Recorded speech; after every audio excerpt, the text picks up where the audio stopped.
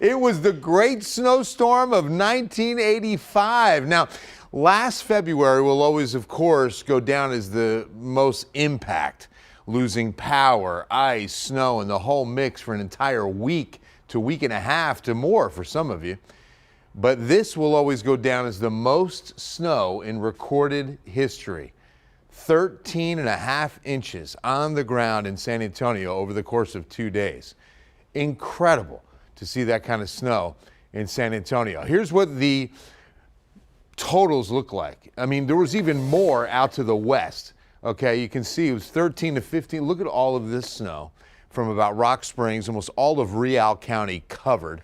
North of Uvalde to Hondo to San Antonio for these incredible snowfall amounts. Now, compare contrast to what happened here last February, 1985, 13.5 inches of snow, and 2021, 6.5.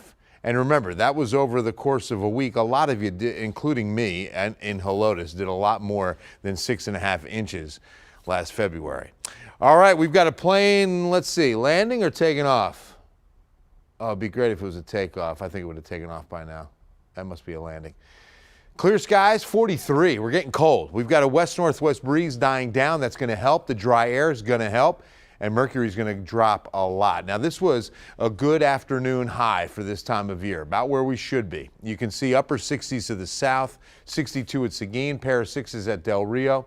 And overnight tonight, with these clear skies and dry air, it's going to get cold quickly. Upper 30s by 2 or 3 a.m., and we're looking at mid-30s now for 7 or 8 in the morning. So it should be a pretty cold morning for a lot of you, but probably just north of a freeze. Unless you're in the hill country, I think it'll be close with a few isolated spots of 31 or 32. I think we stop at about 37. Then look at this rebound tomorrow. This dry air loves to heat up. 75 to 76. We'll see a few 80s as well. 76 at Del Rio. Look at the cloud cover just sweep south. We won't see clouds now for probably 48 hours. I mean, I really think it's going to be that sunny tomorrow as well as Friday before our next system comes in. And a lot of it has to do with the dry air that is just stacking up at every layer. I mean, I showed you the dew points and how low they are. Here's mid and upper level moisture just completely drying out in the atmosphere as well. So that spells out sunshine, just wall to wall blue skies. We'll have a cold start, but then a mild finish. Sunshine turns to clear skies, and we'll go down to about 51 this time tomorrow night. So we'll be chilly. So look at the comfort index. And what's interesting about this, every plot for tomorrow is going to be living right on the border. And it's because of how dry the air is. Now notice on the 24-hour trend, we'll kind of bleed up into the hot, dry quadrant only because it's going to be warm. But we're definitely staying on the very dry side of things, and not just tomorrow, but for the next 7 days. Dew points are not going to go out of the 40s. I mean, maybe the mid to upper 40s by next Tuesday, and then they go back down again. So we're definitely going to see too much dry air for getting a chance of what we need, which is rain.